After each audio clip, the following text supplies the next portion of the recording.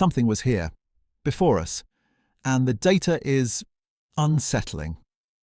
We're talking about a potential pre-human civilization. No, not Atlantis. Something far older and potentially far more advanced. Scientists are terrified because the evidence is mounting. Anomalies in geological records, impossible structures deep beneath the ocean, and now new readings from the James Webb Telescope. Are we looking at the remnants of a society that reached technological heights we can barely imagine? Consider the implications if we aren't the first. 99% of the universe completely invisible. We call it dark matter and dark energy, and it shapes everything. But what if dark doesn't just mean unseen? What if it means unknown? Consider the possibility that this darkness is actually the lingering signature of a civilization that mastered energies and technologies we can't even comprehend, leaving behind ripples in the fabric of space-time itself. The idea sounds like science fiction, right? Except the data keeps pointing in that direction. We're not just talking about vague feelings or ancient myths. We're talking about quantifiable, repeatable anomalies that defy our current understanding of physics, geology, and even astronomy. Let's examine some of the most compelling pieces of this puzzle. First, there are the geological anomalies. Across the globe, we find evidence of structures and objects embedded deep within the Earth's crust that predate known human civilization by hundreds of thousands, even millions of years. The most famous example is probably the so-called London Hammer, a hammer found encased in Cretaceous rock that's over 140 million years old. Now, skeptics argue that it's a natural formation or a hoax, but the metal composition is far too pure for natural processes, and the level of craftsmanship is beyond anything we see in early human tools. And it's not alone. Similar artifacts have been found in coal seams, deep mines, and other geological formations that should be completely devoid of human-made objects. Then there's the question of ancient lost cities. We've all heard of Atlantis, but what about other submerged structures discovered in recent years? The Yonaguni Monument off the coast of Japan is a massive, stepped pyramid structure that's been dated to at least 10,000 years ago, predating any known civilization in the region. Is it a natural formation? Geologists are divided. Some argue for natural processes, but the sharp angles, terraces, and what appear to be deliberately carved features suggest something else entirely. And it's not just Yonaguni. Sonar scans have revealed other potential submerged cities in the Mediterranean, the Atlantic, and even the Pacific. What if these aren't just isolated settlements, but part of a global network of advanced civilizations that thrived before the last ice age? Consider the astronomical anomalies. The WOW signal, a strong narrowband radio signal detected in 1977, remains unexplained to this day. It lasted for 72 seconds and matched the expected characteristics of an extraterrestrial signal. Was it just random noise? Maybe. But the fact that it hasn't been repeated despite decades of searching raises unsettling questions. And now the James Webb Space Telescope is providing us with even more data that challenges our understanding of the early universe. We're seeing galaxies that are far too massive and too evolved for their age according to our current models. Are we misinterpreting the data? Or are we missing something fundamental about the way the universe works? Something that a previous civilization might have understood? The implications extend to our understanding of history itself. Mainstream archaeology largely dismisses the possibility of advanced pre-human civilizations. The narrative is that humanity slowly progressed from hunter-gatherer societies to agricultural settlements to the complex civilizations we see today. But what if that's not the whole story? What if there were periods of advanced technology and societal development that were subsequently lost to time, perhaps due to catastrophic events like asteroid impacts, volcanic eruptions, or even self-inflicted disasters? Let's not forget the ancient texts. Myths and legends from cultures around the world speak of advanced beings, powerful technologies, and cataclysmic events that wiped out entire civilizations. Are these just fanciful stories, or are they echoes of a distant past, preserved through oral traditions and written records? The Epic of Gilgamesh, for example, describes a great flood that destroyed civilization, a story that resonates with similar accounts in other cultures. The Indian Vedas speak of vimanas, flying machines capable of interstellar travel, and the Egyptian Book of the Dead describes technologies that seem far beyond the capabilities of ancient Egyptians. The analysis continued. Researchers started looking at patterns, connections between these seemingly disparate pieces of evidence. They began asking, what if these geological anomalies, submerged structures, astronomical puzzles, and ancient texts are all pieces of the same puzzle? What if they're all pointing to the existence of a pre-human civilization that reached technological heights we can barely imagine and then vanished, leaving behind only faint traces of their existence? This isn't about promoting conspiracy theories or fringe beliefs. It's about following the evidence wherever it leads, even if it challenges our deeply held assumptions. It's about asking uncomfortable questions and being open to the possibility that our understanding of the universe and our place in it is far more limited than we think. The data reveals patterns that demand explanation. And then something else emerged, something that connected all these dots in a way nobody expected. Ever wonder why, despite the vastness of the universe and the billions of potentially habitable planets, we haven't detected any signs of extraterrestrial life? It's a question that has plagued scientists and philosophers for decades, a question known as the Fermi paradox. And the idea of a pre-human civilization might actually provide a terrifying answer.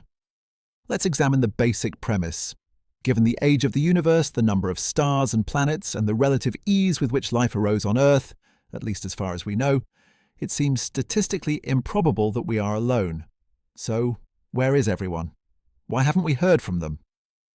There are many proposed solutions to the Fermi paradox, ranging from the plausible to the downright bizarre. Maybe extraterrestrial civilizations are too far away to detect. Maybe they exist but are intentionally avoiding contact. Maybe they destroy themselves before reaching interstellar travel capabilities. But what if the answer is far simpler and far more unsettling? What if advanced civilizations are not only rare but fleeting? What if there's a great filter, a catastrophic event or process that wipes out almost all life before it can reach a certain level of development? Now, consider the possibility of a pre-human civilization on Earth. A civilization that achieved technological advancement far beyond our own, only to be wiped out by some unknown cataclysm. If such a civilization existed, it would fundamentally alter our understanding of the Great Filter. It would mean that the filter isn't necessarily something that prevents life from arising or even from developing intelligence. It could be something that happens after a civilization reaches a certain point. The implications extend beyond just the Fermi paradox. If a pre-human civilization existed and was destroyed, it suggests that we are not immune to the same fate. It implies that our own technological advancements might be leading us down a dangerous path, a path that has already been trodden by another civilization on this very planet. Here's what's wild.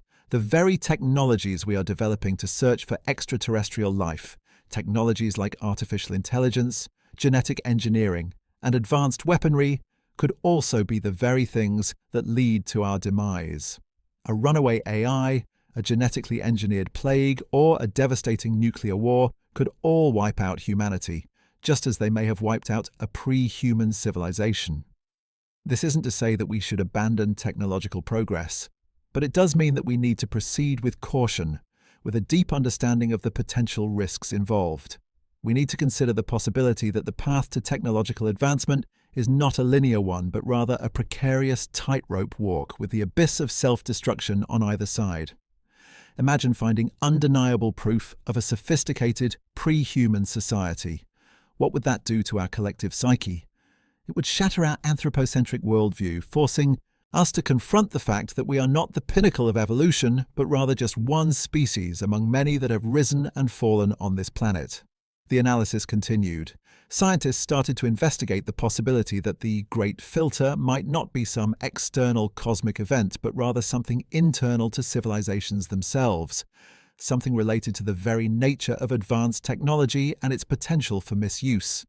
This means perhaps advanced civilizations inevitably reach a point where their technological power outstrips their wisdom and their ability to control it. Perhaps this is the true Great Filter, the self-inflicted wound that prevents most civilizations from reaching the stars. And perhaps the remnants of a pre-human civilization are a stark warning, a reminder of the dangers that lie ahead. The search for extraterrestrial life, therefore, becomes not just a quest to find other civilizations, but also a quest to understand our own potential for self-destruction.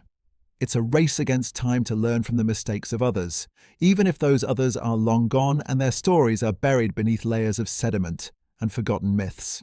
And then something else came to light, something that further complicated the picture and added another layer of mystery to the question of pre-human civilizations. This kept me up last night. The sheer scale of what I'm about to tell you, it's unsettling. We're talking about Dyson spheres. Now, most people picture Dyson spheres as these gigantic, solid shells completely encasing a star. Think of a solid sphere the size of Earth's orbit. That's the classic sci-fi image, but in reality, that's, well, highly unlikely. And honestly, not what we're looking for. A solid Dyson sphere would be incredibly unstable. The gravitational forces alone would tear it apart. Plus, the energy required to build something like that? Unimaginable. Instead, what we're really looking for are Dyson swarms. Think of it as millions or even billions of individual solar collectors orbiting a star. Each collector would be relatively small, maybe a few kilometers across. But together they could capture a significant portion of the star's energy. And that's the key: energy. A civilization advanced enough to build even a partial Dyson swarm would have energy needs that dwarf anything we can currently comprehend. We're talking about tapping into the raw power of a star. So, how would we detect one? The primary method is to look for infrared radiation. A Dyson swarm wouldn't be perfectly efficient. Some energy would be lost as heat, radiating outward into space in the infrared spectrum. Now, stars naturally emit infrared radiation. Planets do too. But a Dyson swarm would produce a very specific, anomalous infrared signature. It would be too bright, too uniform, and too unnatural. It would be a clear sign that something was artificially intercepting and re-radiating the stars. Energy. Here's what's wild. We have detected stars with excess infrared radiation. Plenty of them. But so far, every single one has had a natural explanation. Dust disks, circumstellar material, young stars still forming, the usual suspects. But what if we're not looking hard enough? What if we're expecting a signal that's far too obvious, a complete, textbook Dyson swarm signature? Consider this. What if a pre-human civilization started to build a Dyson swarm but never finished? What if they only managed to construct a partial swarm covering a fraction of their star? Or what if their technology wasn't perfect? Maybe their collectors were inefficient or prone to breaking down. In that case, the infrared signature would be much fainter, much more diffuse. It might be buried in the noise, easily mistaken for natural phenomena. It would be a whisper, not a shout. And that's where the terror comes in. Because if we're missing these faint whispers, it means we're setting the bar for detection too high. It means we're assuming that any alien civilization capable of building a Dyson sphere would be vastly more advanced than us, capable of engineering feats beyond our wildest dreams. But what if they weren't? What if they were just a little bit ahead of us, technologically? Just enough to start down the path of stellar engineering, but not enough to avoid whatever fate ultimately befell them. This implies that the great filter might be lower than we think. It means that the challenges of advanced technology, the risks of self-destruction, might be present even at relatively early stages of development. The implications extend far beyond the search for extraterrestrial life.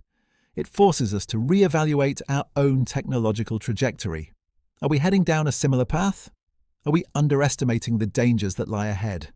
We're so focused on finding evidence of advanced civilizations, of grand engineering projects, that we might be missing the more subtle, more haunting clues. The remnants of a civilization that reached for the stars but ultimately fell short.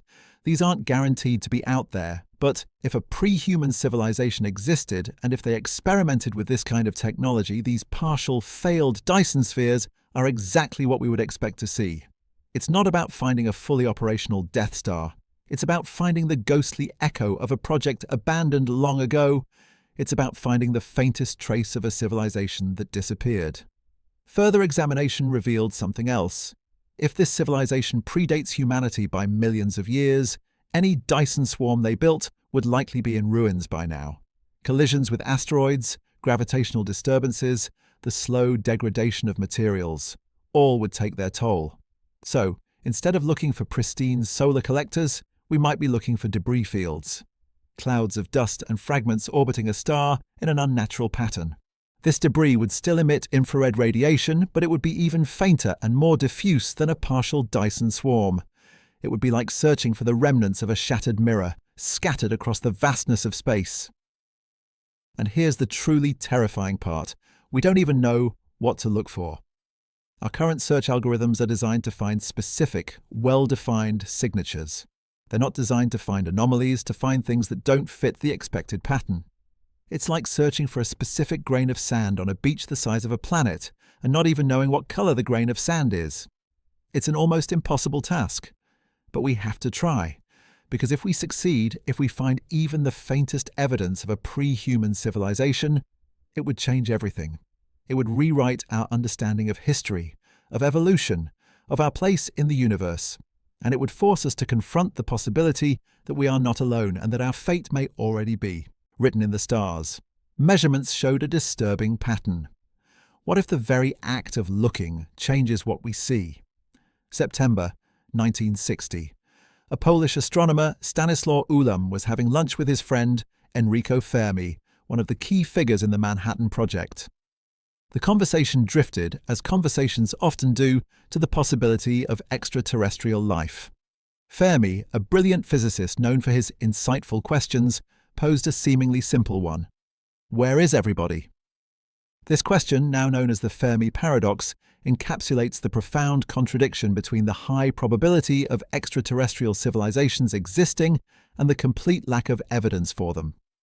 Given the vastness of the universe, the age of the universe, and the seemingly commonplace ingredients for life, shouldn't we have encountered other intelligent species by now? Shouldn't the galaxy be teeming with signals, probes, or even colonies? The Fermi paradox has spawned countless proposed solutions, ranging from the plausible to the outlandish. Maybe extraterrestrial civilizations are too far away to detect. Maybe they're deliberately avoiding us. Maybe they exist in forms we can't comprehend. But one particular answer to the Fermi paradox is profoundly unsettling: the Great Filter. The Great Filter is a hypothetical barrier that prevents most, if not all, life from reaching advanced stages of development. It suggests that somewhere between the emergence of simple life and interstellar civilization, there's a hurdle so difficult to overcome that it wipes out almost every species that attempts it. Consider the evolutionary steps necessary for a species to reach our current level of technological advancement: the origin of life itself, the development of complex cells, the evolution of multicellular organisms, the emergence of intelligence, and finally, the development of spacefaring technology. Each of these steps represents a potential filter, a challenge so difficult that it's statistically unlikely to ever occur. The terrifying question is, where does the Great Filter lie? Is it behind us, meaning we've already overcome the most improbable hurdles and are relatively safe? Or is it ahead of us, looming in our future, waiting to extinguish us just as it has extinguished countless other civilizations before us?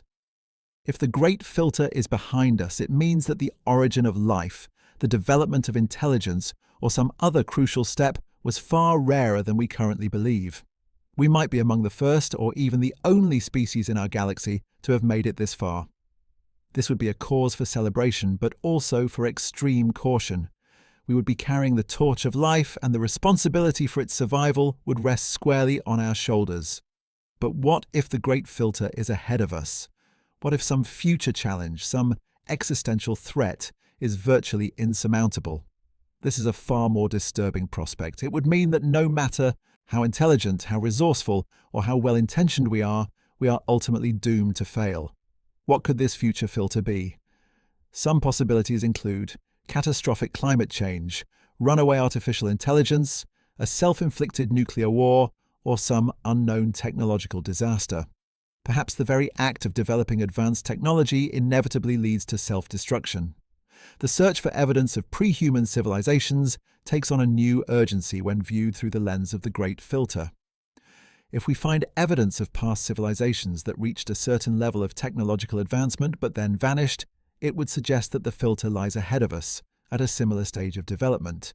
It would be like finding the wreckage of ships that sailed too closely to a dangerous reef, warning us of the peril that awaits.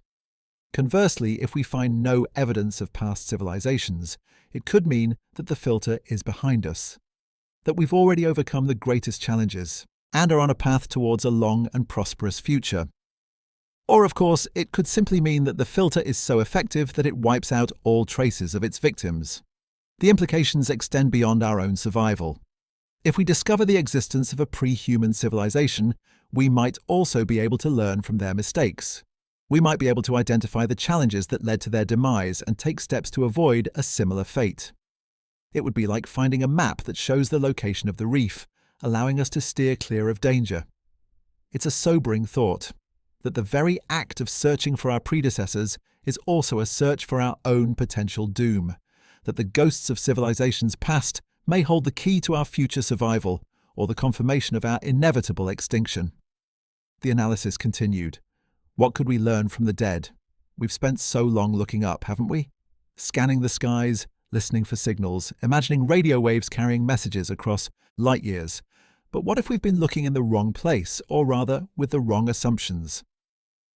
Consider the possibility of von Neumann probes, not the derelict hulks of dead civilizations, but self-replicating machines tasked with something far more subtle and insidious.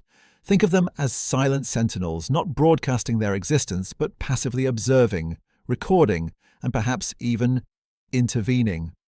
The concept, named after mathematician John von Neumann, is elegant in its simplicity. A probe capable of building copies of itself using raw materials found on asteroids, moons, or even planets. Each new probe then continues the process, spreading exponentially throughout the galaxy. Now, the typical image is of a swarm of these things, stripping planets bare, a cosmic plague of locusts. But what if their programming was more sophisticated? What if their primary directive wasn't consumption but information gathering? Imagine a probe designed to monitor the development of technological civilizations. It wouldn't announce its presence, it wouldn't transmit a signal, it would simply observe, silently, patiently, gathering data. And if a civilization reached a certain threshold, a point deemed dangerous by its long-dead creators, it might intervene, subtly. How?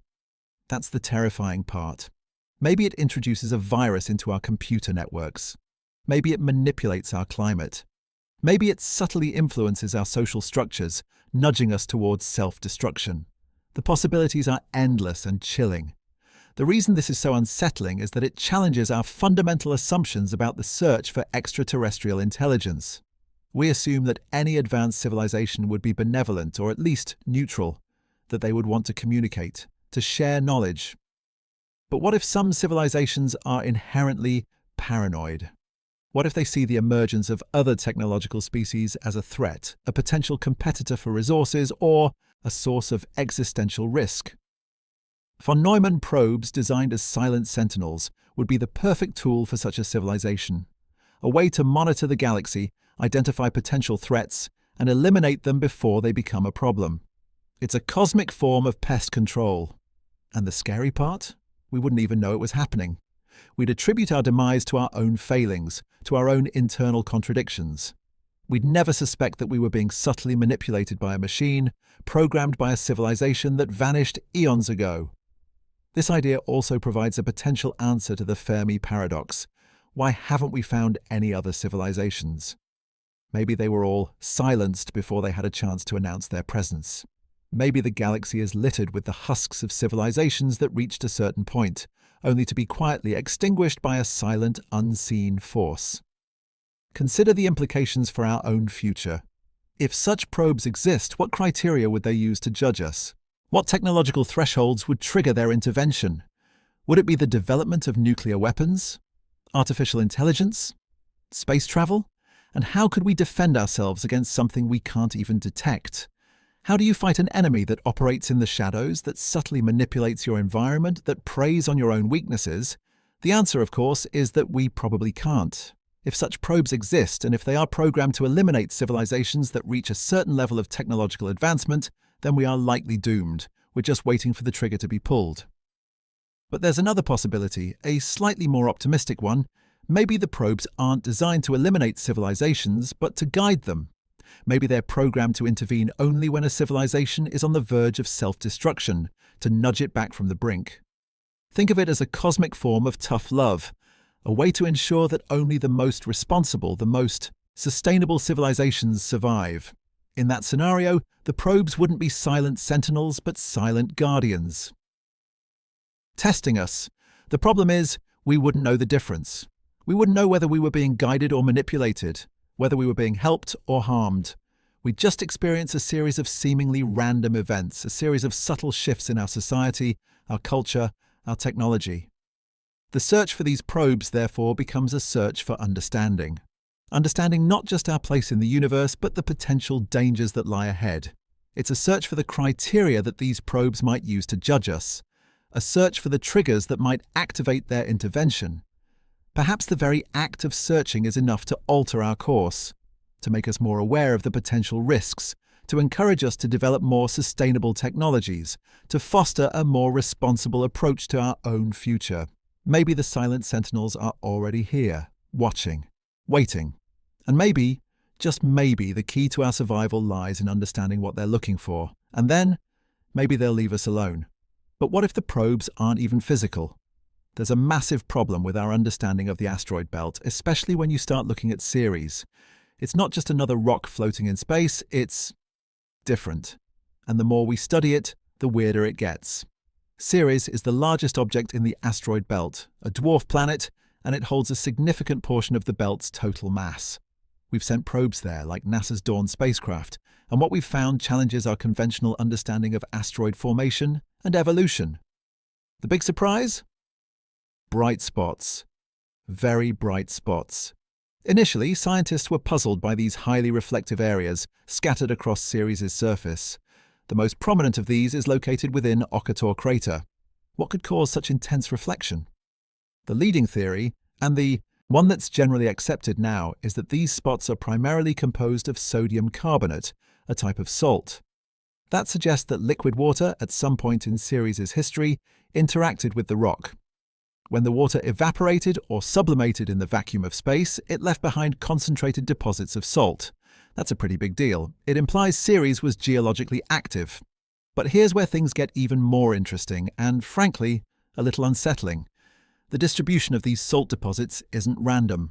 They're concentrated in specific areas, particularly within impact craters. Okay, you might say, that's just where the water was exposed after an impact. Makes sense, right? Except, some of these deposits appear to be organized, structured. Take a closer look at a crater. Notice the central dome called Cerealia Facula. It's not just a mound of salt, it has distinct edges, almost geometric shapes. It looks artificial. Now, I know what you're thinking. Pareidolia, seeing patterns where there are none. The human brain is wired to find order, even in chaos. But the geometry is hard to ignore. It's not just a crater. Other areas on Ceres show similar formations, smaller, less distinct, but undeniably present. Features that resemble terraces, walls, and even what some have described as pyramids. Are these simply the result of natural geological processes? Could be. We have to acknowledge that possibility. But the sheer regularity of some of these structures, their unusual composition, and their seemingly deliberate placement raise some serious questions. Let's examine the composition more closely. The sodium carbonate isn't just any salt. It's remarkably pure, far purer than you'd expect to find in a natural environment. How did it get that way? What process could have concentrated the salt to such a degree? Some scientists suggest that Ceres may have once had a global ocean, a subsurface reservoir of liquid, water that interacted with the dwarf planet's rocky core. Impacts could have then fractured the surface, allowing this briny water to escape and deposit its mineral load in the craters. But that doesn't explain the organization. It doesn't explain the geometry. Consider the possibility, however remote, that these structures are not entirely natural. What if they are the remnants of some kind of ancient construction? What if Ceres was once home to a civilization that used the readily available water and minerals to build structures, to create a habitat? It sounds far-fetched, I know, but we can't dismiss the possibility out of hand. The data reveals anomalies that defy easy explanation. We need more data. We need higher resolution images. We need to analyze the composition of these structures in greater detail. We need to understand the geological history of Ceres more completely. And, perhaps most importantly, we need to be open to the possibility that our current understanding of planetary formation and evolution is incomplete. Maybe, just maybe, there are things out there that we haven't even begun to imagine. The implications extend far beyond Ceres itself. If we find evidence of past life, or even past civilization, on this small dwarf planet, it would rewrite our understanding of the universe and our place in it. It would suggest that life is not as rare as we thought, that it can arise in unexpected places, and that it can even thrive in environments that we consider to be hostile. Here's what's wild. Ceres is relatively close. It's accessible. We could send another mission there, a more advanced probe equipped with the tools to truly investigate these anomalies, and maybe, just maybe, that's exactly what we should do, because the questions raised by Ceres are not just scientific. They're philosophical, they're existential, and they deserve answers.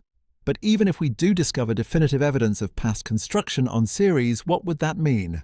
For these silent sentinels we discussed earlier, would they see us as a threat, another civilization reaching for the stars? Or would they see us as a continuation, a new generation inheriting the legacy of those who came before? The analysis continued. New data just dropped regarding the search for extraterrestrial intelligence, and it's reignited a debate that's been simmering for decades. It's the wow signal, and it's arguably the most compelling candidate we've ever had for a genuine message from another civilization. August 15th, 1977.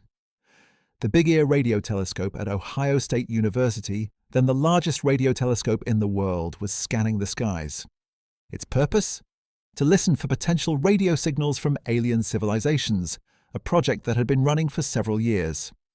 Then, it happened. A strong, narrowband radio signal was detected. It lasted for the full 72 seconds that Big Ear was able to observe it. The signal was so unusual, so unlike anything they'd ever seen, that astronomer Jerry Amon, upon reviewing the printout, circled the reading and wrote "wow" in the margin, hence the name. The signal's characteristics were tantalizing. It was a narrowband signal, meaning its frequency range was very narrow, unlike the broad spectrum of naturally occurring radio emissions. It was also very strong, much stronger than background noise, and its frequency, 1420.4056 MHz, was right in the middle of the hydrogen line, the frequency at which hydrogen atoms naturally emit and absorb radio waves. Why is that significant? Because hydrogen is the most abundant element in the universe. It's a frequency that any civilization with a basic understanding of physics would know and might use as a universal marker. It's like saying, hey, we're here, and we know about hydrogen. The wow signal ticked all the boxes. It was strong, narrowband, and on a frequency that seemed deliberately chosen. It looked, for all the world, like someone was trying to get our attention. But here's the catch. Despite numerous attempts, the wow signal has never been detected again. That's what makes it so frustrating, so intriguing, and, for some, so terrifying. What could have caused it? The simplest explanation, and the one favored by many scientists, is terrestrial interference. Radio signals from Earth, bouncing off space debris or satellites, could mimic the characteristics of an extraterrestrial signal. It's certainly possible. Our planet is increasingly noisy in the radio spectrum, but Amon himself, even decades later, remained unconvinced. He argued that the signal's characteristics were too unusual, too deliberate seeming to be simple interference. He also pointed out that the Big Ear telescope was designed to reject terrestrial signals. Other explanations have been proposed. Perhaps it was a signal from a military satellite, although this seems unlikely given the frequency.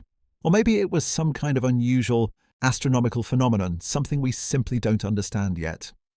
A paper published in 2017 suggested a possible source, a pair of comets passing through the telescope's field of view. The comets were surrounded by clouds of hydrogen gas, which could have emitted a signal at the hydrogen line frequency. However, this explanation has also been challenged. Critics argue that the comets were not close enough to the telescope's field of view at the time of the signal, and that their emissions would not have been strong enough to account for the wow signal's intensity. So, the mystery remains. Let's examine the implications if it were an alien signal. What if it was a deliberate attempt to contact other civilizations? What does that say about the civilization that sent it? It suggests they were advanced enough to understand radio technology and motivated enough to try to communicate across interstellar distances. It also suggests they had some expectation that other civilizations might be listening on that particular frequency. But why only once? Why didn't they send more signals? Perhaps they did, but we weren't listening at the right time. Or maybe they sent a series of signals, but we only caught one of them. The universe is a big place, and even with our most powerful telescopes, we can only scan a tiny fraction of the sky at any given time. It's also possible that the civilization that sent the wow signal no longer exists. Interstellar communication is not exactly easy. The distances are vast, and the timescales are immense. A signal sent from a distant star could take centuries or even millennia to reach us. The civilization that sent it could have risen and fallen in the meantime. That's a sobering thought. It highlights the challenges of searching for extraterrestrial intelligence. We're not just looking for life out there. We're looking for life that is both intelligent and communicative, and that exists within a relatively narrow window of time. The wow signal remains an enigma, a tantalizing glimpse of the unknown, a reminder that we may not be alone in the universe, and a challenge to keep searching, to keep listening, and to keep asking questions. The unanswered plea lingers. This means something profound about the universe if dark matter is involved. We usually think of dark matter as this invisible, intangible stuff that only interacts gravitationally. But what if it's more complex? What if it has hidden properties that allow it to interact with other particles, or even to carry information? The idea is, dark matter might not be completely dark. It could have its own form of electromagnetism, or some other force that we don't yet understand. If that's the case, then dark matter particles could interact with each other and with ordinary matter in ways that we haven't yet detected. Consider this. Dark matter makes up about 85% of the matter in the universe. That's a huge amount. If even a tiny fraction of dark matter particles were capable of carrying a signal, that signal could be incredibly powerful and travel across vast distances. This brings us to a fascinating hypothesis. What if the wow signal wasn't sent by aliens made of atoms like us, but by a civilization made of dark matter? It sounds like science fiction, I know, but it's not entirely out of the realm of possibility. We already know that dark matter exists, and we know that it interacts gravitationally. It's not a stretch to imagine that it could also interact in other ways, and that those interactions could be used for communication. The biggest challenge, of course, is detecting such a signal. Dark matter doesn't interact with light, so we can't see it directly. We have to rely on indirect methods, like looking for its gravitational effects on ordinary matter. But what if dark matter's electromagnetic signals are at a frequency we're not even looking for? What if their communication methods are so alien we don't even recognize them as communication? It's a difficult prospect, but not impossible. Scientists are already working on new ways to search for dark matter, using detectors that are sensitive to a wider range of frequencies and interactions.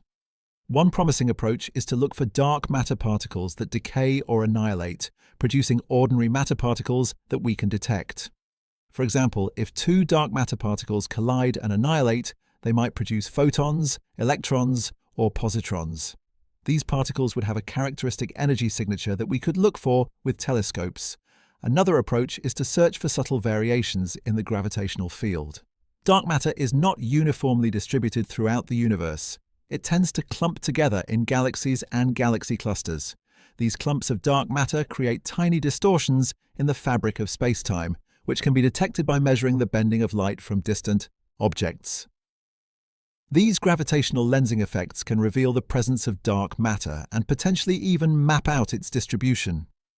If we could create a detailed map of dark matter, we might be able to see if there are any patterns or structures that suggest the presence of a dark matter civilization. It's also possible that dark matter interacts with ordinary matter through a new, fundamental force. Scientists are conducting experiments to search for this fifth force using sensitive detectors that can measure tiny changes in the motion of atoms.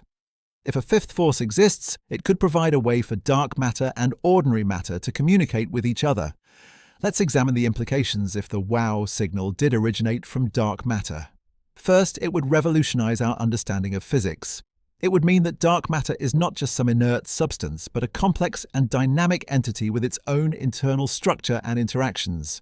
Second, it would open up a whole new avenue for searching for extraterrestrial intelligence. We wouldn't just be looking for signals from civilizations made of ordinary matter.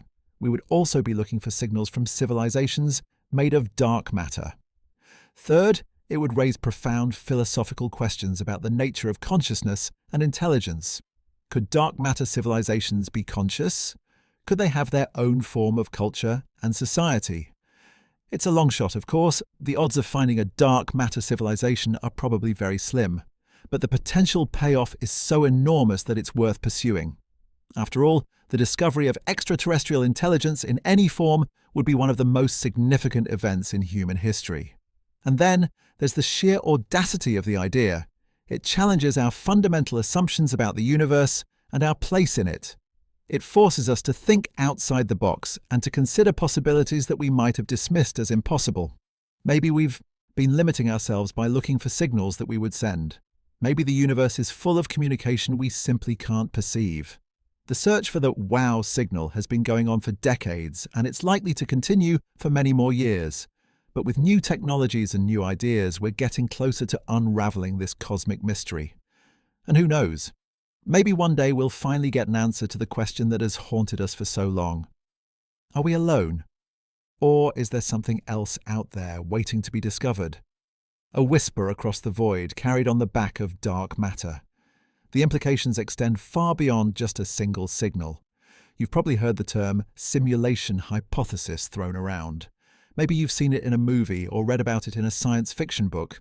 But what does it actually mean, and how seriously do scientists take it? At its core, the simulation hypothesis proposes that our reality isn't real in the way we perceive it. Instead, it suggests that we are living inside a computer simulation, possibly created by a more advanced civilization. It's the ultimate what-if scenario, and it's surprisingly difficult to disprove. Think about it. If a civilization were advanced enough, technologically speaking, to create a simulation indistinguishable from reality, how would we, inside that simulation, ever know the difference? There'd be no glitches, no telltale signs. The laws of physics, the very fabric of our existence, would be programmed in. The idea isn't new. Philosophers have been pondering similar questions for centuries, but the modern version, fueled by advances in computer technology and theoretical physics, has gained a new level of traction. One of the biggest proponents of the simulation hypothesis was Nick Bostrom, a philosopher at Oxford University. In his seminal paper, Are You Living in a Computer Simulation?, Bostrom laid out a trilemma, arguing that at least one of the following propositions must be true. 1. The fraction of human-level civilizations that reach a stage where they are capable of running high-fidelity simulations is very close to zero. In other words, almost no civilizations ever get to the point where they can create these simulations. 2. The fraction of post-human civilizations that would choose to run ancestor simulations is very close to zero. Even if they could, they wouldn't want to. 3. The fraction of all people with our kind of experiences that are living in a simulation is very close to 1. We are almost certainly living in a simulation. Bostrom argues that if the first two propositions are false, that is, if civilizations are likely to reach the point where they can create simulations and that they are likely to want to create them, then the third proposition must be true. We are likely living in a simulation. It's a thought experiment, of course, not a scientific proof, but it raises some profound questions about the nature of reality and our place in the universe. Consider the implications. If we are living in a simulation, then everything we experience, our thoughts, our feelings, our memories, is ultimately just code. Our universe, with all its complexity and beauty, is nothing more than a sophisticated program. This could explain some of the mysteries of physics, such as quantum entanglement and the apparent randomness of quantum events. Perhaps these are just quirks of the simulation's underlying code. Maybe the universe only renders when we observe it, a way to save processing power in the simulation. It's easy to dismiss the simulation hypothesis as mere science fiction. But some serious scientists are starting to take it seriously, or at least entertain the possibility. They're looking for ways to test the hypothesis, to find evidence that might suggest we are living in a simulation. One approach is to look for glitches in the simulation. anomalies that could be caused by imperfections in the code. These could be subtle deviations from the laws of physics or unexpected patterns in the cosmic microwave background. Another approach is to try to determine the limitations of the simulation. If our universe is a simulation, it probably has limited resources, such as processing power and memory. By studying the fundamental constants of nature, such as the speed of light and the gravitational constant, we might be able to identify these limitations. It's a long shot, of course. The odds of finding conclusive evidence that we are living in a simulation are probably very slim. But the potential payoff is enormous. If we could prove that we are living in a simulation, it would revolutionize our understanding of reality and our place in the universe. And it would raise some even more profound questions. Who created the simulation? What is their purpose? And what does it mean for our own existence? Further examination reveals how difficult these questions are to answer. The Big Bang didn't look like you think it did. We've all seen the artist's renderings, that perfectly symmetrical, rapidly expanding sphere. But the truth, as revealed by the cosmic microwave background, CMB, is far more nuanced and potentially far more disturbing. The CMB is essentially the afterglow of the Big Bang. It's the oldest light in the universe, emitted roughly 380,000 years after the Big Bang itself. Before that, the universe was a superheated plasma, opaque to light. As the universe expanded and cooled, electrons and protons combined to form neutral hydrogen, allowing photons to travel freely. These photons, stretched by the expansion of the universe, now reach us as microwave radiation. Think of it like this. Imagine dropping a pebble into a perfectly still pond. The ripples spread out in concentric circles, right? Now imagine that pond is the entire universe and the pebble is the Big Bang. The CMB is like a snapshot of those initial ripples, frozen in time. Scientists have been studying the CMB for decades, using increasingly sophisticated instruments to map its subtle temperature variations. These variations, though tiny, only a few parts in a million, are incredibly important. They represent the seeds of all the structures we see in the universe today. Galaxies, clusters of galaxies, and vast cosmic voids. Without these initial fluctuations, the universe would be a perfectly uniform, featureless soup. The first major CMB map came from the Cosmic Background Explorer, COBE satellite, in the early 1990s. It provided the first blurry glimpse of these temperature variations, confirming the basic predictions of the Big Bang theory. Then came the Wilkinson Microwave Anisotropy Probe, WMAP, in the 2000s, which provided a much sharper and more detailed map. And finally, the Planck satellite, launched in 2009, gave us the most precise CMB map to date. These maps are beautiful, intricate tapestries of color, representing the temperature, fluctuations across the sky. But hidden within these patterns may lie clues to something far more profound than just the origin of the universe. They might be whispering about what or who came before. Now, here's what's wild. When scientists analyze the CMB, they look for specific patterns and correlations. These patterns are predicted by our standard cosmological model, which is based on the Big Bang theory and the theory of inflation, the idea that the universe underwent a period of extremely rapid expansion in its first fraction of a second. For the most part, the CMB data agrees remarkably well with the standard model. The observed temperature fluctuations match the predicted statistical properties. This is a huge success for cosmology. It tells us that our basic understanding of the universe is at least on the right track. But there are also some anomalies, some deviations from the expected patterns that have been nagging at scientists for years. And these anomalies, if confirmed, could have profound implications. One of the most intriguing anomalies is the axis of evil. This refers to a strange alignment of several large-scale features in the CMB, including the quadrupole and octopole moments. These moments represent the dominant patterns in the temperature fluctuations. According to the standard model, these patterns should be randomly oriented, but instead they appear to be aligned along a specific axis in the sky, which also happens to be aligned with the plane of our solar system. The axis of evil is statistically unlikely, but it could just be a cosmic coincidence. Or it could be a sign that there's something fundamentally wrong with our understanding of the universe. Perhaps there's some unknown physics at play, or perhaps the universe isn't as isotropic, uniform in all directions, as we assume. Another anomaly is the cold spot, a large region in the CMB that is significantly colder than its surroundings. It's much larger and colder than expected based on the standard model. Some scientists have proposed that the cold spot could be caused by a supervoid, a vast region of space that is almost completely empty of matter. But even the largest known supervoids don't seem to be big enough to explain the cold spot. Could it be evidence of a collision with another universe? A remnant of something that existed before the Big Bang? These are highly speculative ideas, of course, but they illustrate the kind of questions that these CMB anomalies are raising. The implications extend beyond just tweaking our cosmological models. If these anomalies are real, they could challenge our fundamental assumptions about the nature of reality. They could suggest that our universe is not alone, that it's part of a larger multiverse, or that our understanding of physics is incomplete.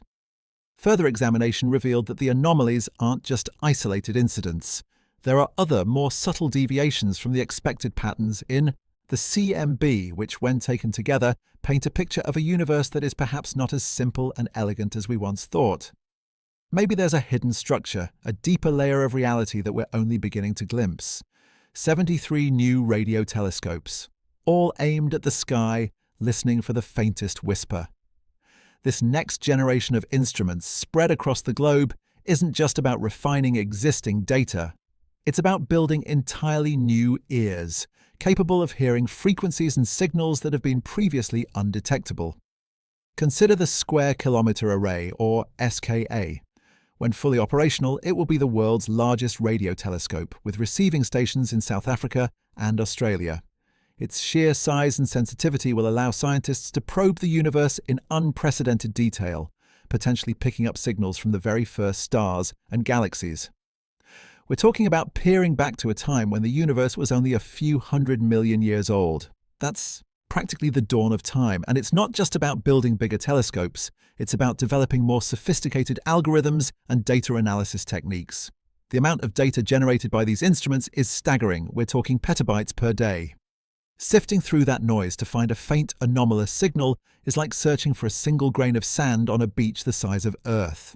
To do it, scientists are increasingly relying on artificial intelligence and machine learning to identify patterns and anomalies that might otherwise go unnoticed. These algorithms can be trained to recognize the subtle signatures of primordial gravitational waves or the faint radio emissions from distant civilizations. It's a bit like teaching a computer to listen for a specific instrument in a massive orchestra. But what exactly are they listening for? Well, a lot of things. The primary goal is to better understand the early universe, to test our cosmological models and to map the distribution of dark matter and dark energy.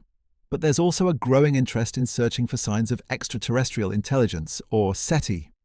The argument is this: if there were other civilizations out there, they might be using radio waves to communicate or to power their technologies, and those signals, however faint, might be detectable with our advanced telescopes. It's a long shot, sure, but the potential payoff is enormous. However, the search for extraterrestrial intelligence isn't without its challenges. One of the biggest is the sheer amount of background noise. The universe is filled with radio waves from natural sources like pulsars, quasars, and the CMB itself. Distinguishing a genuine alien signal from all that noise is a monumental task. Another challenge is knowing what to look for. We can only search for signals that we can imagine, signals that are based on our own understanding of physics and technology. But what if alien civilizations are using technologies that are completely beyond our comprehension? What if they're communicating in ways that we can't even detect? That's where the anomalies in the CMB come back into play. If there was something before the Big Bang, or if our universe is just one of many, it might have left its mark on the CMB in subtle ways. And those anomalies might be detectable with our new telescopes and advanced algorithms. Think of it like this. Imagine you're trying to decipher an ancient language. You might start by looking for patterns in the text, for repeated symbols or phrases. But if the language is completely unlike anything you've ever seen before, you might need to look for even more subtle clues, for anomalies that don't fit the expected patterns. The search for these anomalies is a bit like archaeology on a cosmic scale. It's about digging through the layers of time and space to uncover the secrets of the universe's past. And it's about being open to the possibility that there might be something out there, something that challenges our fundamental assumptions about the nature of reality. And it's not just radio telescopes that are joining the hunt. Gravitational wave observatories like LIGO and Virgo are also providing new insights into the universe. These instruments can detect the ripples in space-time caused by massive objects like black holes and neutron stars. These gravitational waves can travel across vast distances unimpeded, carrying information about the events that created them. And they might even be able to probe the very early universe, to a time before the CMB was formed. It's like having a new set of senses, allowing us to see the universe in a completely new way. Further examination revealed the faint whispers of gravitational waves that could rewrite our understanding of the cosmos. But are we ready for what they might tell us? Are we prepared to face the possibility that our universe is not as unique or as stable as we once thought? The next generation is ready, but are we? What if we've been asking the wrong questions all along? Maybe the terror isn't in what was here before, but in what is here, now, all around us, and we're simply not equipped to perceive it. We're limited by our senses, our technology, our very understanding of physics. The universe is vast and our knowledge is, frankly, minuscule. We're toddlers playing with Legos trying to build a skyscraper. We're using tools designed for a Newtonian world to probe the mysteries of quantum mechanics and the edge of space-time. Is it any wonder we keep running into anomalies, things that just don't fit? Think about dark matter and dark energy. We know they're there because we can see their effects on the visible universe. Galaxies rotate faster than they should, given the amount of visible matter. The universe is expanding at an accelerating rate, driven by some unknown force. But what are they? We have no idea. We can't see them, touch them, or directly interact with them. They're like ghosts haunting the cosmos, their presence felt but their nature elusive. Maybe dark matter isn't some exotic particle we haven't discovered yet. Maybe it's a whole other realm of existence, interacting with our universe through gravity but otherwise completely separate. Maybe the same goes for dark energy. Perhaps it's not a fundamental force but the manifestation of extra dimensions or the leakage of energy from other universes. These aren't just wild speculations, they're serious possibilities being explored by physicists and cosmologists around the world. They're driven by the nagging feeling that something is missing, that our current models are incomplete. And the more we learn, the more we realize how much we don't know. Consider the Fermi paradox. With billions of stars in our galaxy and billions of galaxies in the observable universe, the probability of other intelligent life existing seems incredibly high. So where is everyone? Why haven't we detected any signs of extraterrestrial civilizations? There are many possible explanations, of course. Maybe life is rare. Maybe intelligent life is even rarer. Maybe civilizations tend to destroy themselves before they reach a certain level of technological advancement. But what if the answer is something even more profound? What if there are other civilizations out there, but they're so advanced that we can't even recognize them? What if they've transcended the limitations of physical form and exist in a realm beyond our comprehension? What if they're communicating in ways that are completely invisible to us, using technologies that are so far beyond our current capabilities that we wouldn't even know what we were looking at? And what if some past cataclysm destroyed intelligent life? The asteroid that wiped out the dinosaurs was big, but there are bigger ones. And what about supervolcanoes? Gamma-ray bursts. The universe is a dangerous place, and there are many ways for life to be extinguished. Perhaps intelligent life is common, but short-lived. The possibilities are endless, and the only limit is our imagination. But we can't let our imaginations run wild without being grounded in science. We need to continue to push the boundaries of knowledge, to develop new technologies, and to challenge our assumptions. The James Webb Space Telescope is a perfect example of this. It's allowing us to see the universe in a completely new way, to peer back in time to the earliest galaxies and to study the atmospheres of exoplanets.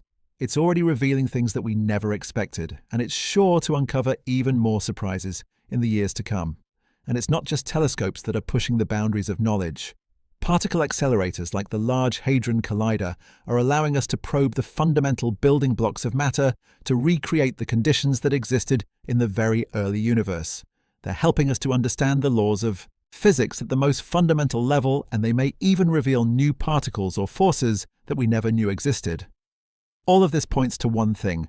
We are standing at the edge of a vast and unknown ocean. We've only just begun to explore its depths, and we have no idea what we'll find. But one thing is certain, the journey will be filled with surprises, challenges, and perhaps even a little bit of terror. The biggest mistake we can make is to assume we know everything, to become complacent in our understanding of the universe, to close our minds to new possibilities. The universe is constantly evolving, and so must our understanding of it. The search for what came before is, in essence, a search for ourselves. It's a quest to understand our place in the cosmos, to unravel the mysteries of existence. It's a journey that will take us to the farthest reaches of space and time, and it may even lead us to question the very nature of reality. It's a journey worth taking, even if it scares us a little. It's a journey that could change everything. So, keep looking up, keep asking questions, and never stop wondering what else is out there, waiting to be discovered. The universe is full of secrets, and it's up to us to unlock them. Consider supporting space exploration so that we can continue searching for answers.